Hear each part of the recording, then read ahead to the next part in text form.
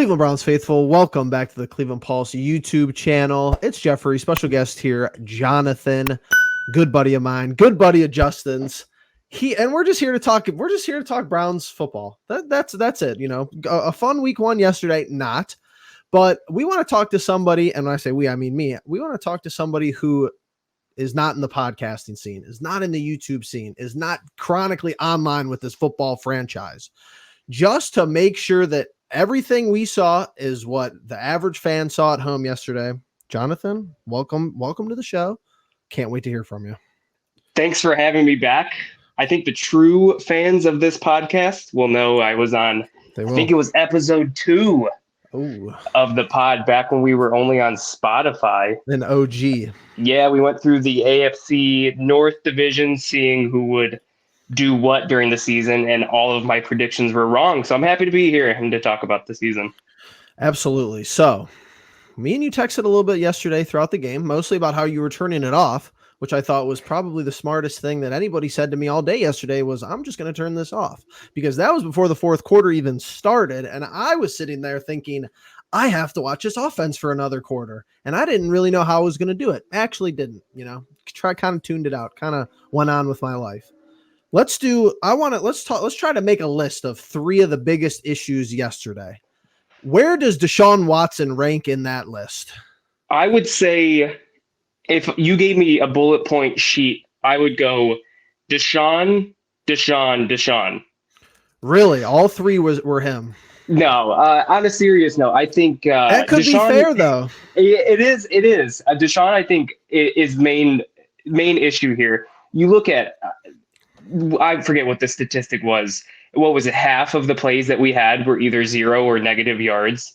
That's just absolutely awful. And then the way he was throwing the football, he's sailing the ball seven yards above these people's heads out of bounds. I don't know how you expect us to get any sort of offense going like that. Like whatever you want to call it, 3 years worth of rust. I'm tired of that excuse. He's not efficient moving that ball. Okay, so here's I'm glad you segued into that point, because this is why I just want to talk about the rust a little bit. I think that the rust discussion has been actually maturely handled by a lot of fans, because I think that you could admit he probably wasn't going to look very good without any preseason reps, but also that doesn't really matter, because hey, you're making a crazy amount of money and you've been in the system. You're not a rookie. You're not any of these things. Hey, come out here, elevate the team, play a high level of football, what we're paying you for. From a former football player, from a former athlete, how were the first games of the year always like a struggle, or was it something that you could prepare for at different levels and you just knew what was going on and maybe you weren't playing such a good opponent? I just am curious, from someone who used to suit up for week ones, just what your thoughts are on that. Yeah, and I mean, that's a good point. You're always going to have some rust. You get the first game nerves. It wasn't prime time, but you got the Cowboys in town. Everybody's talking. Brown Stadium's rocking. Of course, there's going to be nerves. But what we were seeing from Deshaun, I think that's way more than week one rust. Like this is a deeper issue. Everybody, there's going to be stupid mistakes. You're going to have stupid penalties, maybe a false start here and there. But like I mentioned earlier, it seems like every single play that he was trying to get going was either forced or the O-line was crumbling. And then that ball was just nowhere for us to get an opportunity to score with. So, all right, here's a fun little game here. The offensive line. Did Watson make the offensive line look worse yesterday than they actually were? Or was the offensive line making Watson look worse than he actually was? I would say it's kind of like a 65-35. Watson made them look worse. Okay. Because I watched the Falcons play the Steelers, and I saw TJ Watt having a field day with that Falcons O-line. But Kirk Cousins, a composed quarterback, whatever you want to think about him, was able to get the ball into his playmakers' hands. You saw the second there was any sort of pressure in Deshaun's face, he was forcing a play. There was a couple times he got out of the pocket, evaded some tacklers, but then he would go to throw the ball, and it was just awful. It was absolutely awful.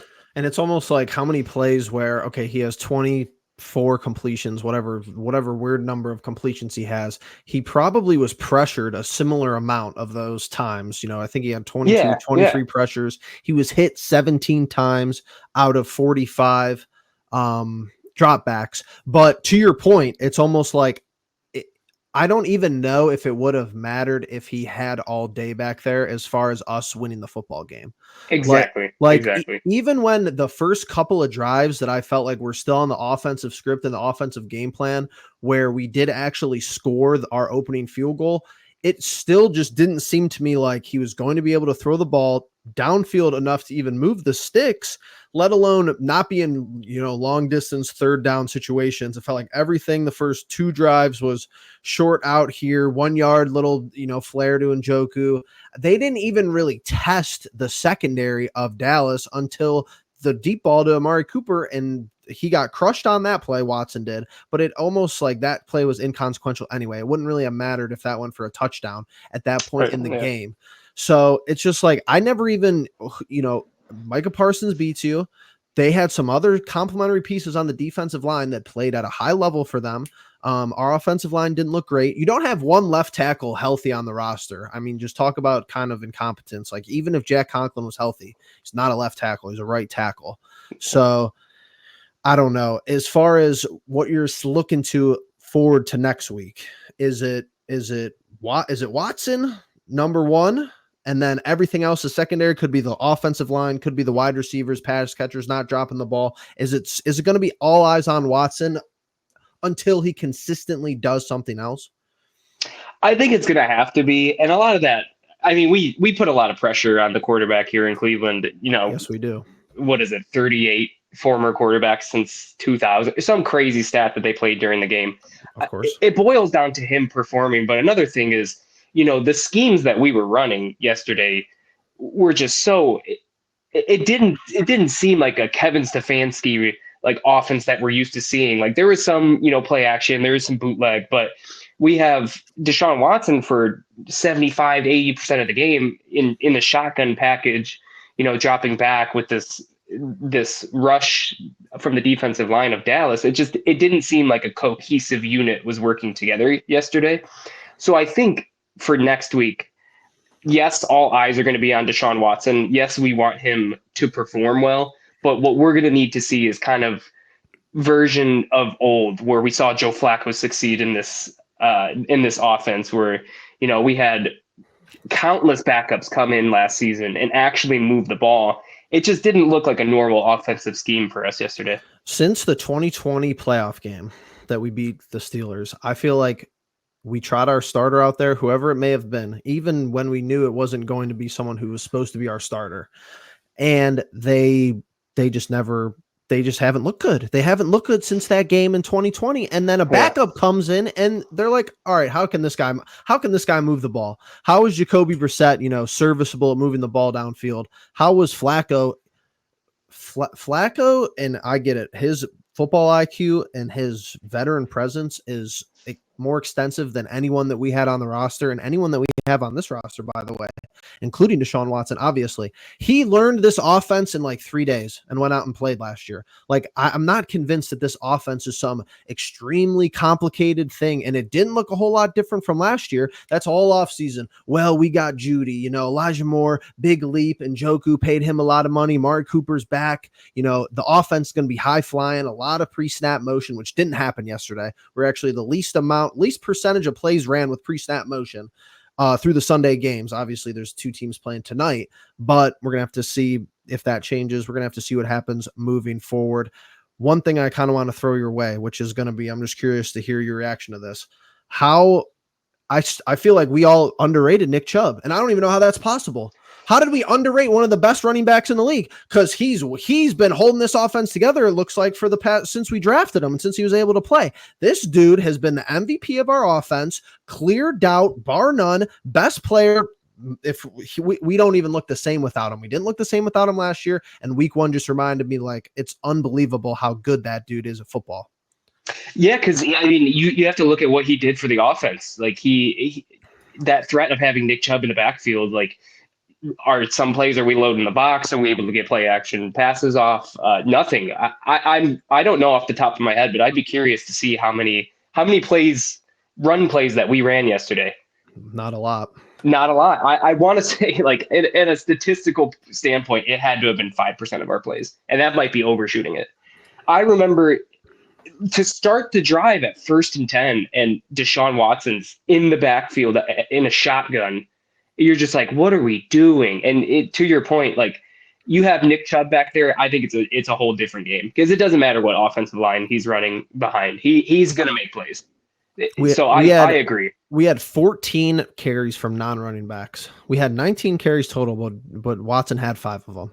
And that wasn't like, those weren't like elite, QB designed runs. That was like, somehow he had 39 rushing yards. It felt like he never went anywhere when he left the pocket, but Jerome Ford goes for 12 carries for 44 yards. They give Pierre Strong the ball twice, and we throw the ball 45 times, which obviously is going to have, that's kind of the stat sheet's going to look when you're losing all game. But I mean, Jerome Ford, 6 receptions, is your leading receiver. Jerome Ford, garbage, 4.2 yards average, like nonsense.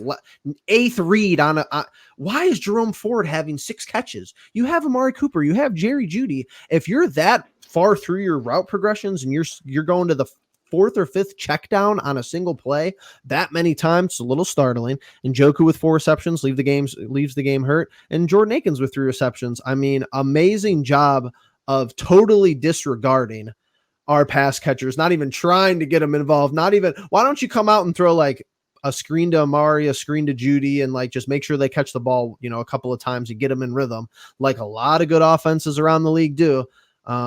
No, it just was all messed up. Watson, he sucked. Stefanski, he sucked too. The running game sucked. The defense, I got to give the defense like a B to B minus grade, and the special teams, not very good. Gave up a touchdown. So, and to build on the defense did what they could, for sure. You can only do so much when, the first 2 drives are the only 2 promising moments of that game. What was it? The first drive was a 3 and out.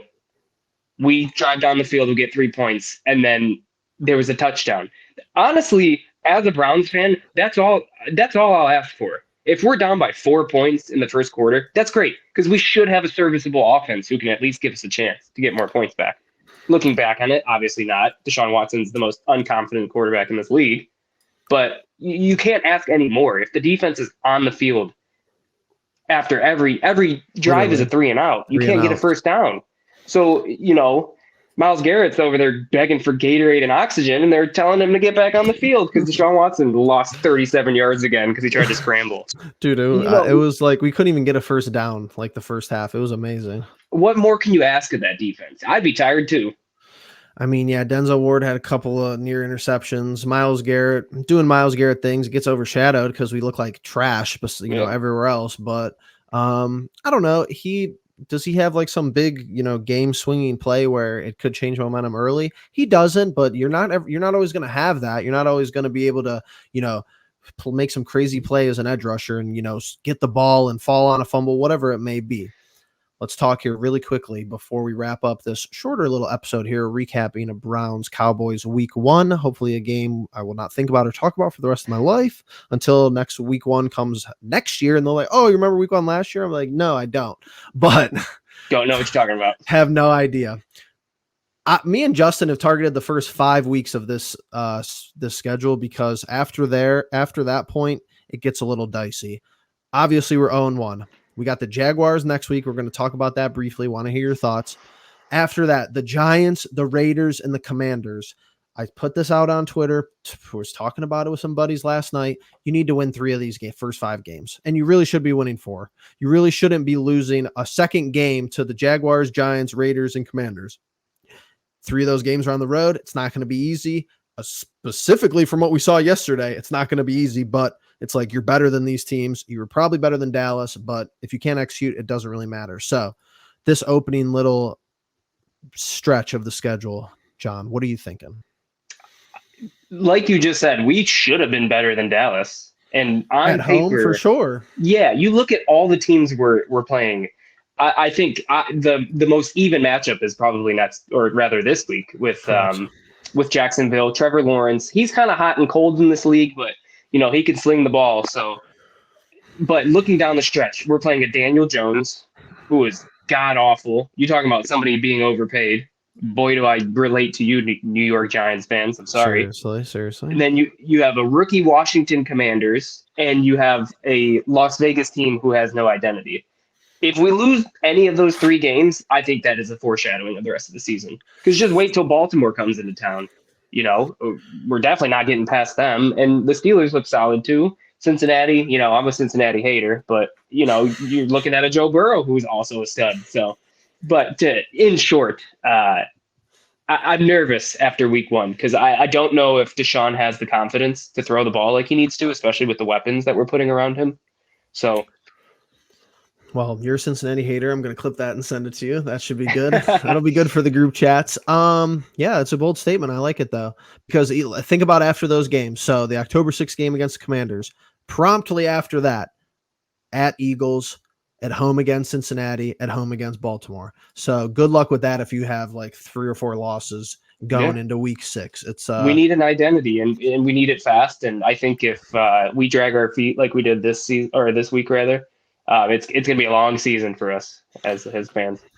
Absolutely. Well, it's week 1. You don't lose the season in week 1, but could be a showing for the rest of the year.